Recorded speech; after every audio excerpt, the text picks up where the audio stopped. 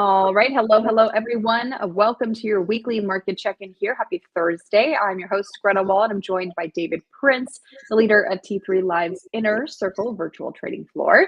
David, happy Thursday. How's your day going? It's a mind-numbing week. It is phenomenal. A good week, And we've gotten, even today, we're getting some down days, some red days. They're happening. It's like a miracle in this market.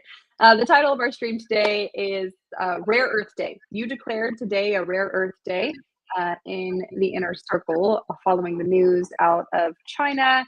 Rare earth stocks surging today after China tightened their grip on global supplies coming out of China. So that puts names like MP Materials, USA Rare Earths, what's the Trilogy Metals, METC, and then Trilogy, TMQ, just to name four, but there's quite a few. Yeah. So it puts those names obviously in play today, and a great day for those stocks. So when it comes to news like that, and you're looking at those names and the moves that have already happened, an MP, a TMQ, a USAR, what do you do from here as a trader when it comes to this space? I think you adjust to the fact that it's a couple things. First off, that as good as it is for an MP, recently it's better for a lot of additional equities in the rare earth space. In the beginning, MP was the first to sign a significant deal and then went so far as to sign an additional monster-sized deal with Apple. So everyone just thought, MP, let's make it easy. And it was a rocket ship, and every time it pulled back, people would buy, would make more new highs. Recently, it kind of gets stuck, and it's been rejected at 80 a few times. And more than anything, I think that's because the sector has become so powerful that it's a little bit more than just MP Materials, which is a positive for the space and probably a positive for MP long term. Just near term, it means some of the same money is being spread out across USAR and other equities that maybe haven't priced in the significance of the US really going after the rare earth market, trying to protect yourselves from being so reliant upon China.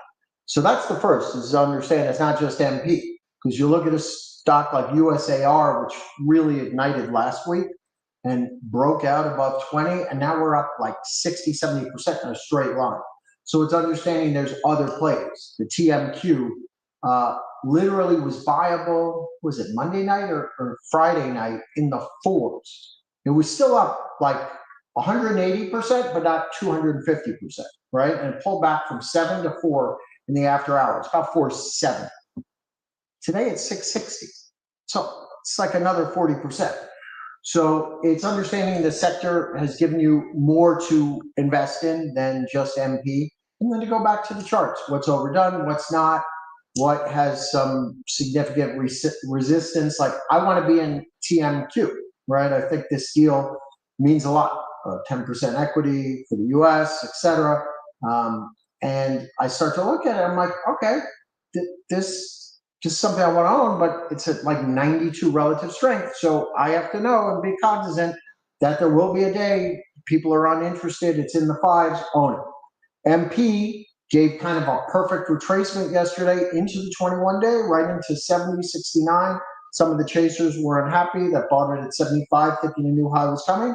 And then today they get paid. So it's back to the basics, using charts, knowing the space isn't going anywhere, and it's only becoming more important, as evidenced by the news out of China today. And just knowing the key names in the space, which we just discussed most of them. When it comes to the charts of these names, when you look at the move, like you mentioned, that's happened in USAR, MP, et cetera, what would be some of the levels you yourself would be looking at on these names in the sessions ahead? So MP is building a rather broad base. Like, if you really look back since July, it's kind of building a head of steam without anyone realizing it, because it's absorbing 100% move, but it can't get through 80. So my gut is, because they really are the leader in the space, and because they've signed this significant deal with Apple, and I think it's just the first of many more deals, I think it's buyable. on pullbacks into the 21-day, which right now is about 70. And certainly if it ever got ugly and got to the low 60s where it ignited from, that's where we were aggressive in September, that would be an area. And then the flip side is for those that are aggressive and like to buy higher and sell higher, when it gets to 80, it should really take itself to 100. So sometimes stocks are better buy higher than they are lower. Right now, it's been rejected 3 times now at 80, 82. One time it was like 82. When it can clear that area, it's probably going straight to 100, and on pullbacks into the 21 days should be viable. USAR, it's to understand this has become like everyone's favorite as of now. Probably more about risk reward because it had done nothing. It built the same sort of base. Like if you look at it from where it topped out in August to recently, it was a 3-month base, and then it took out 20 and it just ignited. Problem is, if you're not in it, the 8-day is literally 7 points away or over 20%. So you're probably not early. So you got to measure where the 8-day is and know that in a breakout like this, it's a powerful place to do some buying, 8 and 10-day, and that's 24.66. It's rising. By tomorrow, it'll be 25. So long story short, over the next few days, the 8 and 10-day will rise to 25.26. That's probably where it's viable rather than chasing it here, but it's definitely in the lead. TMQ is just hot, excuse the expression, but it's so hot, it's not really viable for me yet. It's at 89 relative strength. The 8-day is literally 80% below where we are now. So the averages need to catch up. Maybe in the 5s, I'd be a buyer. All right. Like you mentioned, the money in this space kind of is going from being centralized in MP to kind of spreading out across the space. I might be off base here, but kind of similar, I think, to when the AI story was first like all NVIDIA. NVIDIA was the only AI stock, and now kind of spreading to the chip makers. Like Adam, you're dead right, but it's commonplace in every thematic way you invest. There's always someone that is the leader. In quantum, it was IONQ. Now there's another 10, right? In AI, it was NVIDIA. When COVID had an issue, it was Moderna, and then there was the other 4. So whenever you have a thematic type of move, by the way, Bitcoin miners that became power generators for AI, it was really, CoreWeave wasn't the first, but I don't know. I mean, Iron wasn't even the first. God, who's the first? I'm forgetting, but there's always 1 or 2, and then there's always 7 or 8 others, and that's just how that sort of thematic, investing works. So no doubt, people see there's money to be made in a sector. They somewhat touch upon it. If they're not even touching upon it, sometimes they'll remake their entire company to enter that space, as we've seen with all these balance sheet crypto companies, right? They see a way to make money, and they're changing their entire business model. So there's usually 1 or 2 stars and then the followers. But catch-up trades are awesome. Very often that's where you make the most money because it becomes a little bit more obvious. I mean, talk about a catch-up trade that's been a huge winner for you in the inner circle, AMD. Let's reminisce. In June, you told me on one of these live streams, June 5th, that AMD at the time was the better risk-reward trade than NVIDIA when it came to the AI space. Since then, AMD up over 100% now today. We were at like 120 when you and I were talking then, and where are we at? 233, but today we hit high over 240. Yeah. So NVIDIA in that same time frame up only like 35-40%. Obviously, the better risk reward trade doesn't necessarily mean the better company, but the better risk reward. You obviously could never have predicted the AMD Open AI news to happen, but that definitely helped. So when we're looking at AMD now, up 100% since June, 40% on the week. What do you think about the name and the trade here? I see that question from Twitter. We'll get to that to Oracle in a second. Okay, so when it comes to AMD, long story short, I thought what would happen to some degree. I didn't know if it would open AI, but I thought they'd make some inroads within the AI hemisphere and make some real significant progress. Nowhere near NVIDIA, but enough to move the stock. And given it was 100 points off highs, it made total sense to me. Then this week, when it pulled back from pre-market highs to 227 to 203, 205, I played that move to 227. I said the all-time high is 227, so we'll probably go there, and we went there. I mean, it's like silly games, but that's what happened. So I sold most of my stuff, and on the pullback, I said, "Listen, this is not done. The company today is 5 times more important and relevant and doing better than it was the last time it was at 227." So by the simple theory that everyone's hitting on all cylinders, and this company wasn't, and now is finally playing catch up, and the market cap is kind of minuscule compared to all these, $3 and $4 trillion companies like an NVIDIA, this can easily make a new high and go to like 250. I'm not a dramatic guy in terms of price targets, so I said, let's start with 250. I'm very comfortable it's going to 250. So we were an aggressive buyer. Yesterday in the after hours, in 3 days, it went to 241. And I said, enough's enough, and I sold most, and then today got flat, actually, near 240. And my plan is real simple. I said, there's tons of cash flow traders in my group. So I said, listen, if you want to make money today, I don't really care about today. If you want to make some money today, it's a cute short, right? Just don't lose the sight of the fact that there's a much bigger move coming in the long run. But there's some cash flow to be made. So frankly, what we did is I got flat 240. I shorted stock. It got to 235. I said that was cute and fun and cash flow, and we got flat. I now have 0 position in AMD.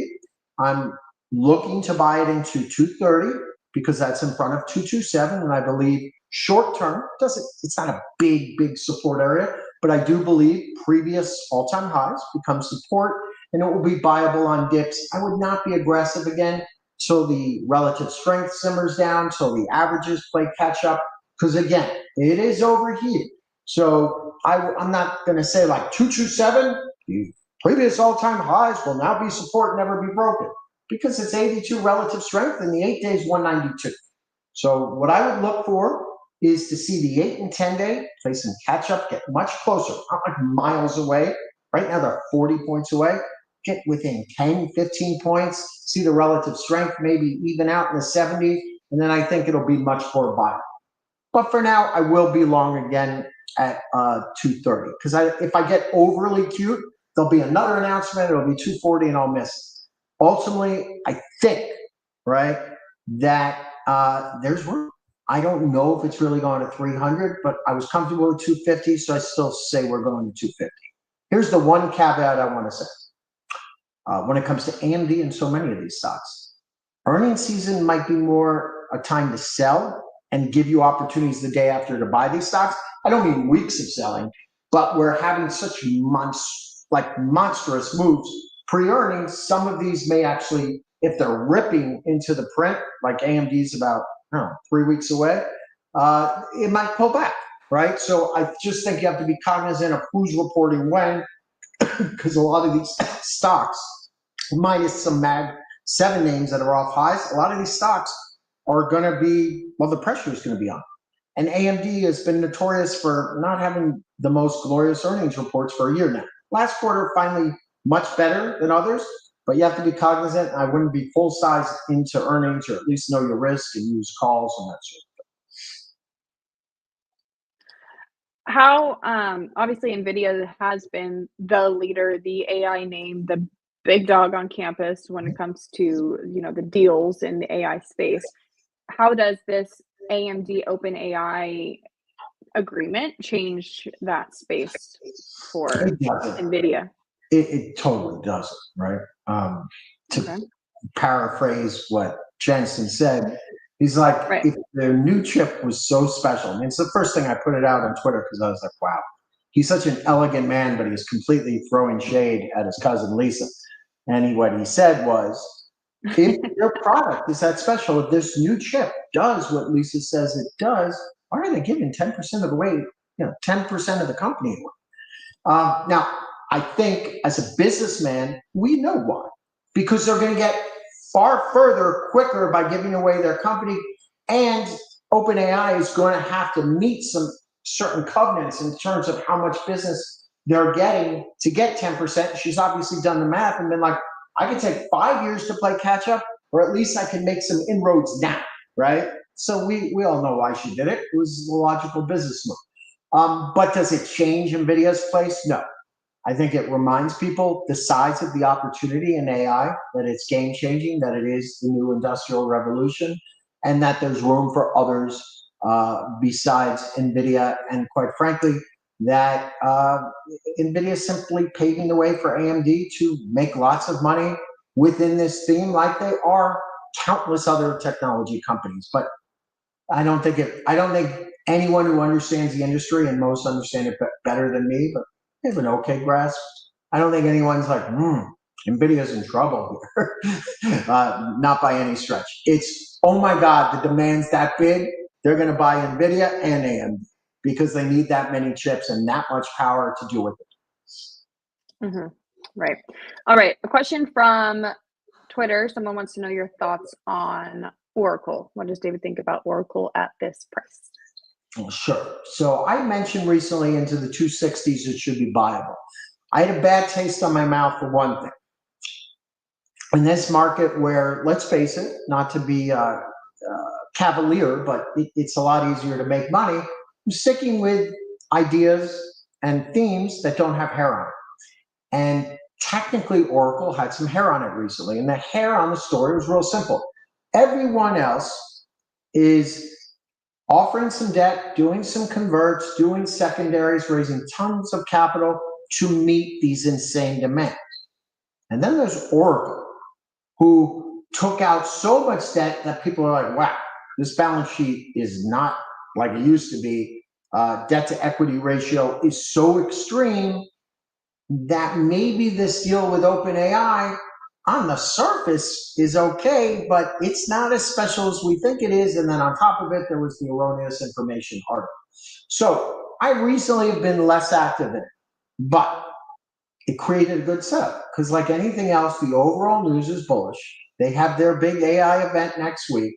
The stock was 70 points off recent highs. I mean, it literally pulled back about 70 points, which, doing my math, was probably almost 20%.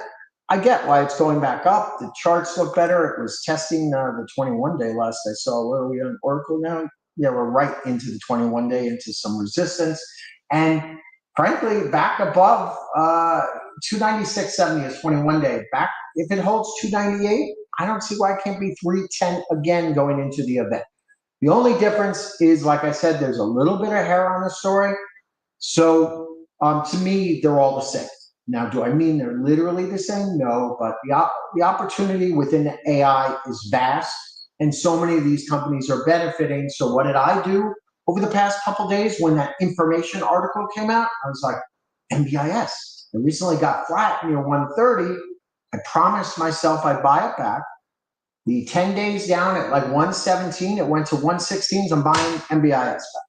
So for me, that's Oracle, because it's now, am I simplifying things? Yes, but it's still my way of being involved that I think has better risk reward with less hair on the story, but nothing wrong with Oracle. So I am using those types of moments to go back to my favorites. MBIS is certainly one of them. Simply, if you look at revenue versus cap and versus CoreWeave, it continues to be a favorite of mine. So I continue to buy it on dips. It's just rallied 10 points in a straight line, so I'm more trimming here, but that's my thought on Oracle and the sector as a whole. All right. 2 questions. People want to know your opinion, thoughts on RKT, Rocket Companies, and the home builder space. Okay. So RKT is really important to understand, right? I'm not a Momo guy. So, and I would post on Twitter when I was doing this, or X, I'm supposed to say, when it was going to 21 and 22, and everyone was so excited and housing was going up, I was selling. Then I get flat now. I sold like 80, 90%. Because let's face it, I bought it at 11, I bought it at 13, I bought it at 15, I bought it at 18. And the housing market sucks. And by the way, I've been a bear on the housing market and continue to be. But recently I saw a way to play housing because the stock's priced in way ahead of time. And I thought, okay, so we'll add some housing, and we were involved with a couple of them and they all went higher. So did RKT. But it was under the premise that the world is whole again and easy money's coming and several rates are coming. Long story short is longer term rates are not pulling back the way an RKT needs or the way any of these home builders, but they've gotten decimated. So I'm a buyer again. I'm just not that guy who wants to like bull up an RKT, which is a large company now, right? After the stock has already doubled and really needs some easy money, meaning macro, right? Rate cuts and a better housing market. So it's a process. But as I said yesterday to someone who asked me on X, so they built this monster platform through acquisition and being the largest mortgage provider in the country. Now they're actually number one if you take out the wholesale. Imagine when there is a strong housing market and you can just literally use Redfin to look up a house and get a mortgage from them and then get a refinance. And you'll do everything from them. It'll be a cash cow. But it's a long-term investment. Rates aren't going the right way. So this, as I told someone yesterday, is not a stock to focus on if you want to make money tomorrow. You want to be an investor, the risk reward just set up breakdown.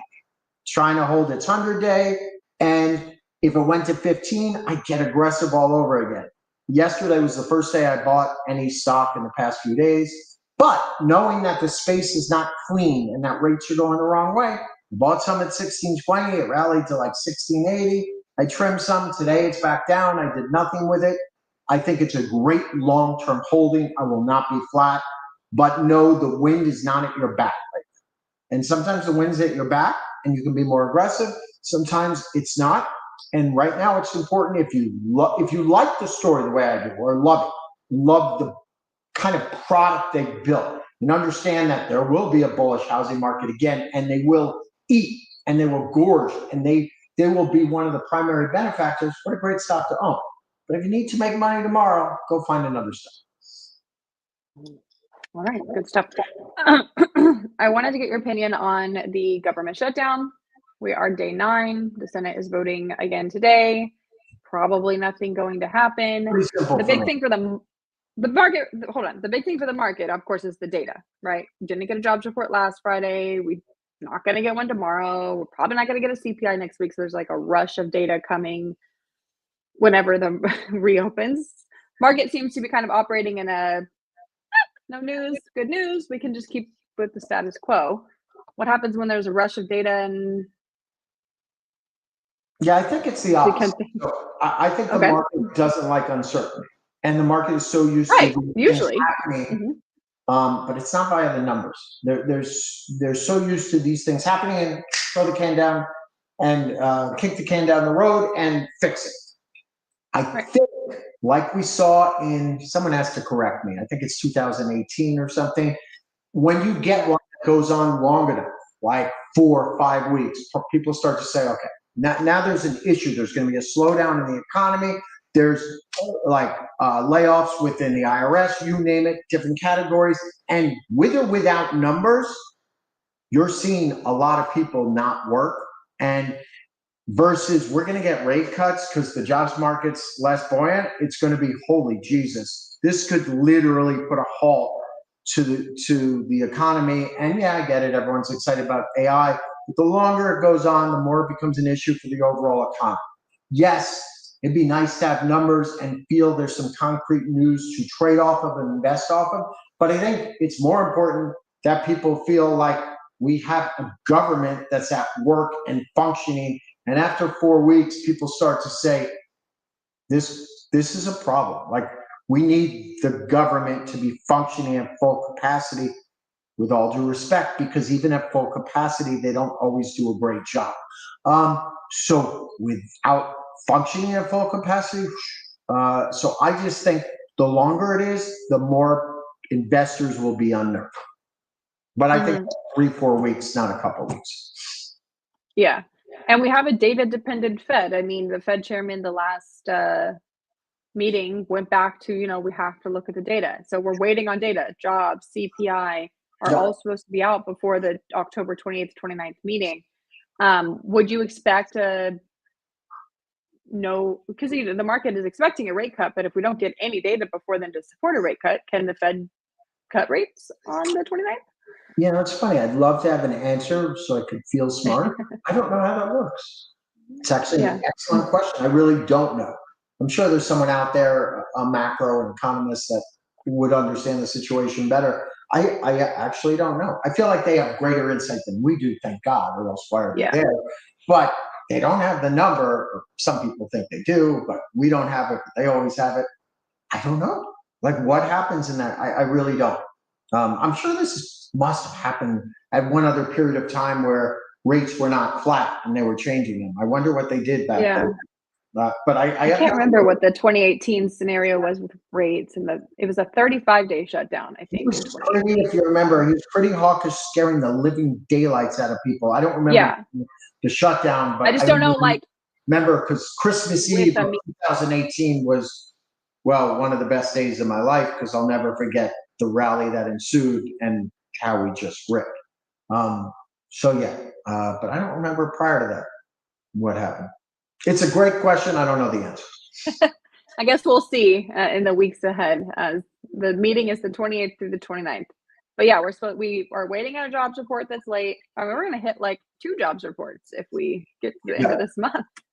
And then the CPI is supposed to be next week, but it doesn't look like All that's I going to can say happen. is if it's true that our Fed chairman and everyone don't have access to what we don't have access to, and they know nothing beyond like what everyone has access to, then his personality is such to be more cautious about making Right. change without evidence. He is an Right. evidence-based operator. So one could assume there will not be 2, there'll be 1, because he refuses to change much without some evidence. That would be a Yeah. fair assumption. Yeah. All right. We have a couple questions about some specific tickers, and then I'll let you go. Someone wants your thoughts on Bull, Webull, Bull. There's nothing wrong with it. And I even hear it's kind of a cute business. It's not Robinhood, but it's got a real business. I shouldn't say cute, but a good business, just much smaller. It is so retail based, and there's so much talk about it on Twitter that I have never bought it, and nor will I unless they have some unbelievable earnings report or do something fundamentally that makes me think they're actually going to be as successful as a Robinhood one day. So for now, because it is such a retail name that everyone asks about, I have no interest in it and have never bought.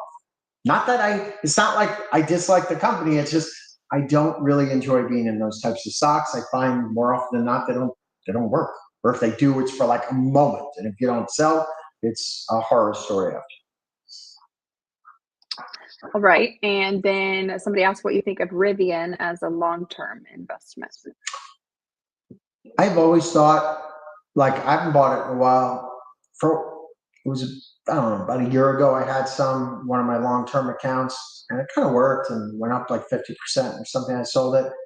I really do think they have a place. Like, I still wonder about Lucid, but when it comes to Rivian, between the combination with Amazon, between the quality of vehicle, I actually think someone's going to get rich off of it in 3, 4 years. I just think we've seen what happens to these in the process and the cash burn it takes. But I do really think if you want to invest and hold, it'll be one of those. Like, I really think a lot of old school guys like me know how it's going to happen.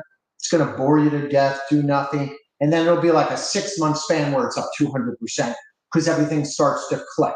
Will it be cash flow positive for a while? No, that could be forever. But will they start to scale on sales and have several models and make inroads into the EV space, meaning take like market share? I do think it's one of the few companies I has a shot beyond Tesla and obviously all the successful Chinese companies. So I love it long term, but like 2, 3 years out. I mean, anecdotally, obviously, I live in the San Diego area. I see a lot of Teslas, but I see a lot of Rivians, and they're Same not ugly. Florida And and a lot Texas. of a lot of electric cars are ugly, but the Rivian SUV, I'm like, if I I was to like never it. drive an electric car, I like how it looks. I like it. I'm originally like a Jeep girl, so Also, I'd like to like see doxy enough maybe for me. they're good marketers. Marketing is expensive, obviously more cash burn. I'll see movies recently. Like there's a popular series on Netflix. I can't remember which one I was just reading. And of course, the car they're using the whole time is the Rivian SUV. So they are doing what they can to preserve capital, build a business. And when I see things like that, it tells me they're thinking outside the box. They're constantly looking for promo and to, it's just such a capital intensive business. You really have to treat your cash, Yeah. very carefully till you finally can get to scale. But I like it long term. All right. Nike. What are your thoughts on Nike? Oh, here's what I told someone the other day. And it goes back to, for anyone younger or new to the game watching, everything for me at this state in the market is there something easier with my funds? I'm not worth billions of dollars. I don't have endless money. So for every penny or dollar or whatever I'm using, I'm like, is there something better I can do with my capital? And Nike is a great long-term investment. In fact, I might even buy some in one of my accounts because maybe I'm sitting on too much cash. But for those that are not managing large dollars and are looking for alpha short term, it's such a difficult turnaround. You have competition via Hoka, via On, via Reebok, via Adidas, via the small non-entities that people used to not think about, like New Balance and like Asics.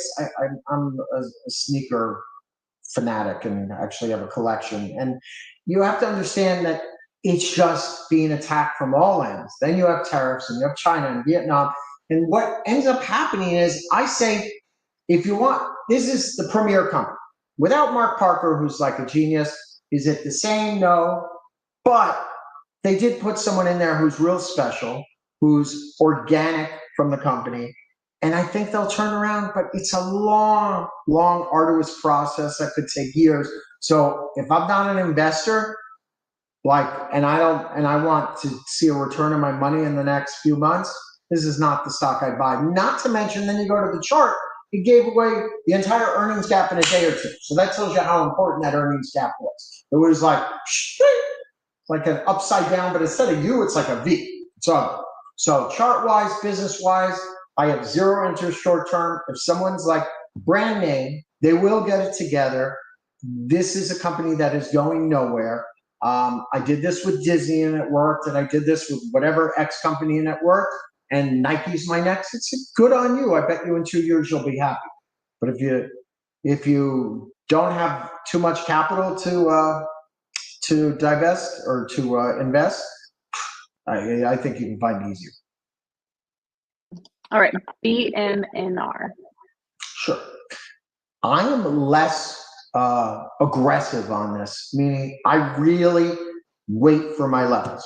So there was a moment in time, to bring you back, where at $31, I looked at where it had been, 150 on the insanity on the news.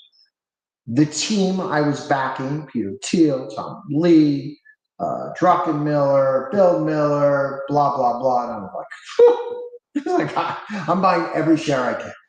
And then it just went to like 71 in a straight and got out at 65. And since then, it's about the chart and Ethereum to me and their levels to buy it and be more aggressive and levels not to. And I continue to think it'll make new highs, but I'm not buying highs. So that's what I mean. Ethereum just had a big run. I get it. Maybe it'll keep going. For now, I had a price target on BMNR of 65. It got to 65. And I'm not really a fancy charter. So I was like, that's good enough for me. Okay, I'm selling those. And then it pulled back. And yesterday, some people bought it. There was a short report. Listen, I want to make it clear. This is important. So I saw Jim Chambers, right? Jim is a bright guy. Whether you like him, don't like him, Jim's a bright guy. Trust me. And he basically said, listen, the retail investor has gotten so cocky, and he was pointing out people that were making fun of the Carousel report, and this has gotten crazy that retail is that comfortable. What I want to say is it's not crazy. It's a function of the bull market. And you go back to what works. And short reports, not working. right? They didn't work on double R. And if you read that, it would make you want to short the entire float. Sounds like a crap company, but it doesn't matter. Stock promptly went up 75% after the short report. Probably the same thing here. But what I want to point out is there will be a time where all these short reports matter, because usually they're written by people who are bright. But being bright and making money in the market have zero to do with each other. Right now, they're not relevant, so it's not relevant to me. But it's not because I don't take them seriously or I don't think they might have some points. It's just I don't think it's relevant in today's market, and that's how you make money. It's deciding, understanding when something's relevant. Like right now, while they're cutting rates, does anyone give an F about this short report? No. There'll be a moment they might. Back to what I'm doing. 21 day into that level after trimming at 65, I'll buy it again. Most recently, my aggressive buy area was 52 to 47, ran to 65, sold most. Now I'm looking to add back to the 21 days. So we're almost there. 21 days, 55.31, probably be high 55s tomorrow. I'm a buyer, 56 to 55. Would I be, and I wouldn't be full size because it's a wide stock and I don't believe in having to stop out and all that cute stuff. So when I say cute, I just mean I see too many people stop out and buy it back higher, and not my game. So my game is give yourself room, understand it's a wide stock and it can have 10-point moves in a week, which is 20%, and allow it to pull back. So I'd buy some into the 21 day, and I'd probably leave room to buy more at 50 because I do ultimately think it gets to 71, and this has got some team behind it. And I want to keep on investing alongside them. Just don't buy highs. Like, there's no need to. When everyone's excited at 60, 65, I'm not making fun of them, but there's too much paper being sold on this. You have to understand what's going on. When they sell stock at 70 and then give huge warrant coverage, that doesn't mean it's bullish. It means these guys could short the piss out of the stock, make money on the short side, and then get long and make money on the long side. So just before you think it's all easy, keep your head on, be calm, buy the dips, and it will work long term, in my opinion. I just think you have to understand the dynamics and not chase. That was a long one. Really helpful. That was good. All right, QURE. Unicure. Oh, well, I love that one. I know you've been in this, yeah. Yeah, so we were pretty aggressive because they said, guys, this is just the beginning after the Huntington news disease. I'm like, this is so important. And the market cap is minuscule compared to where it should be. And if it's not taken out, it will just keep going higher. But again, I'm conservative on price targets. So I said, it's going to 70. There are people out there like, that would be absurd. It's going to 100, 150. I'm like, let's just call it 70. So we were buyers in the 40s, and it just went, straight line to like 60, 62, and it was 60. And I sold most, and then I just said, I'm going to hold some, but there's not much to do here, right? It's overbought. The people who bought in the secondary at 47, they're up quite a bit, over 20%. If it pulls back, great. If not, hold what you have, and let's do nothing. Sure enough, there's some fast money out there that got nervous. We pulled back. We know the big hold number is 50, so the minute it was under 52, we started buying it yesterday. I had zero clue that by the end of the day it would be 60, but it was. I trimmed a lot of that. I'm back to a core, and I still think it's going to 70, but what a winner that was yesterday. And on dips, I'll continue to be a buyer because fundamentally, I'm such a big fan of the story, and I think it's going to 70 at the very minimum. That's probably a very conservative target. Yeah, I mean, we're at 60. We were above 65 today, so 70, not that much more to go. I just like to keep it real. I'm not upping my target yet. I've been saying yeah. since I was buying in the 40s. Yeah. All right. I'm going to give you two more, and then I got to let him go, guys, because he is a busy guy, and we're keeping him from trading. So, Apple. Oh, I hate this. So I wrote Tim Apple a letter today. That guy is pissing me off. Tim Apple and me, seriously, like F Tim Apple. On a serious note, folks, so many of these stocks have like hit levels, they're working. Let me give you an example. Amazon yesterday, there was a level of 225, gets over, goes almost 227 and out, right? Yeah, if you didn't sell, you didn't make money, but that's not my problem, right? The stock went up too, and everyone made money that bought. As long as you know to press the sell button. Met, same thing today. I was telling my group, I'm like, there's a lot of relative strength when it was 719, and if this can get through 724, 725, it can just ignite and move to 730. So I bought some lottos for 730 for tomorrow. And sure enough, it ignited and went to almost 730, and they went up like 50%. And I sold most and have a little bit. Here's my mistake in Apple. Apple was that same sort of setup, but not quite close enough. And that's what I mean. We were 258, we're 257, hanging around highs. I frankly should have waited to get bullish on it till it was 259, 260, and definitely going to go through, or lower into the 21 day. Here, it's clearly failed. It's back below the 8 and 10 day. Has room to 250, 249. I'm not looking at the chart. That's where the 21 day is. And I hate Tim Apple. Screw Tim Apple. On a fundamental, being serious, it's hard to be excited about Apple from a fundamental basis. Yes, Tim is doing better, getting more involved with AI and taking it more seriously. And that's why the stock, we bought it under 210. That's why it ignited, but it probably needs some real news for it to get through 260. And for me, it's either a buy under 250 or at 260, because I kind of, it's not a focus for me, but I did buy some lottos and some calls, and they're actually, I should tell you, next week's calls that I bought, I took a loss right away. I was like, today, I'm like, when it's breaking down, they were like $1.50 or $1.70. I'm like, these are going at 50 cents. They have no hope without news. I'm selling. So kind of sucks, but I guess I shouldn't complain because life's been good to us. But don't like how it's trading. Can't hear you. Is that me or you? No, it's me. I was muted. I know a name that was in focus for you this morning, and it's starting to get to the levels that you were watching is Baba, Alibaba. We're at like 173, under 174 right now. What would be your... A little nervous there? I pulled my bids. I said, all right, there's the 21 day, right? It's had a big run, probably comes into the 21 day. And then I said, trying not to sneeze, sorry. And I said, you know what?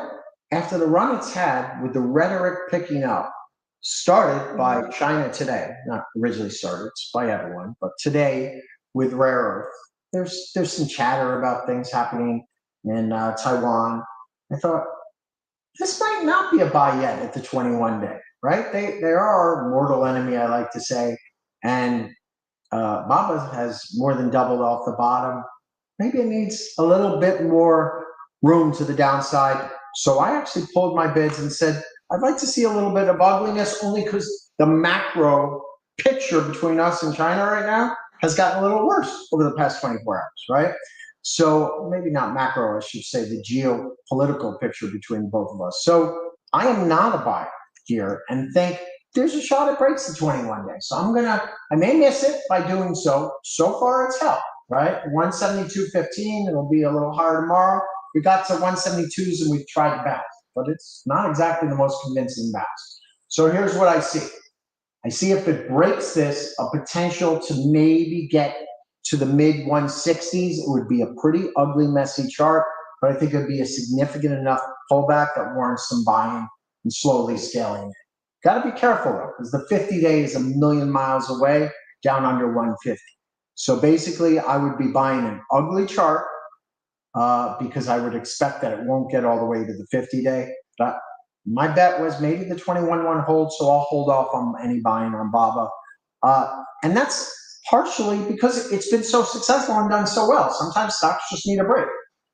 Just to remind people, on August 28th, it was $117. So it can pull back a little bit more than this. So given the increased rhetoric between the two countries, I'm holding off on buying. All right, everyone. David's given us his thoughts on Oracle, Rocket, Bull, Nike, BMNR, QURE, Apple, and now Baba. I think that's enough. You forgot about your baby, AMD, but yeah.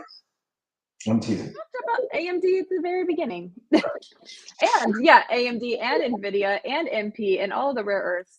But question-wise, those were the ones. But I got your thoughts on other names first. So a session here packed full of lots of information from David. If you want to get his free weekly newsletter, you can go to t3live.com/DP. That's sent out typically Tuesday mornings, but at least once in the week, you get a readout of his morning call with all of his levels, the analyst moves that he's paying attention to, his trading plan for the day, et cetera. So it gives you detailed insight into how David is approaching the market for the day. Thank you so much for your time. Have a great rest of your week. And we'll talk next week. Thanks all. Take care. Bye-bye. Bye, David.